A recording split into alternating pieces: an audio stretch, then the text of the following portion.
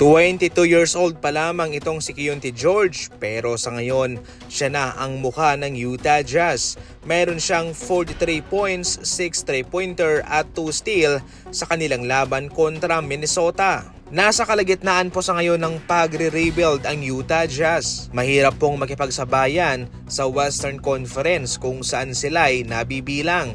Sila ngayon ay nasa ika-13 posisyon. Ngayon pa man ay nag-i-enjoy lamang po sila especially sa kanilang nakikitang performance kay Keyonte George. Kahit na nasa kulelat itong Utah Jazz mga idol kasama ng ibang kupunan ay hindi pa rin naman maapektuhan ang kanilang income sa NBA. Majority po ng kanilang budget na nakukuha para pang pasahod sa kanilang mga manlalaro ay nanggagaling din po sa kanilang media deal na pinirmahan ng NBA kung saan bilyones ang kanilang mga kuhang parte. Yung sa mga ticket sales at sa mga merchandising at sa mga sponsorship ay pangalawa lamang po yon sa majority ng kanilang kinikita. Ang malaki talaga na kanilang income ay nanggaling po mismo sa mga media deal na kanilang pinirmahan. Kaya sa ngayon ay kalmado lang po itong Utah Jazz at kanilang hinihintay na mag-develop din ang mga kasama ni Keyonte George para maging katulad sila ng OKC.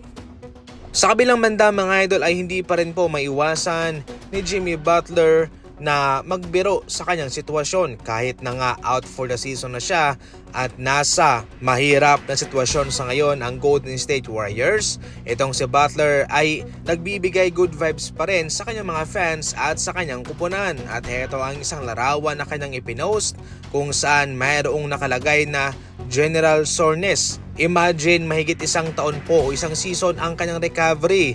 Walang workout po ito sapagkat bawal pa. Kaya paniguradong sasakit ang kanyang katawan dahil maninibago. 2 taon lang po ang kanyang kontrata sa Warriors kaya mahirap po ito para sa bawat kampo sapagkat para sa Golden State kailangan nila itong serbisyo ni Jimmy Butler. Gayunpaman ay kanilang aabangan ang kanyang pagpapagaling at who knows baka mayroong gagawing malaking trade itong Golden State sa hinaharap.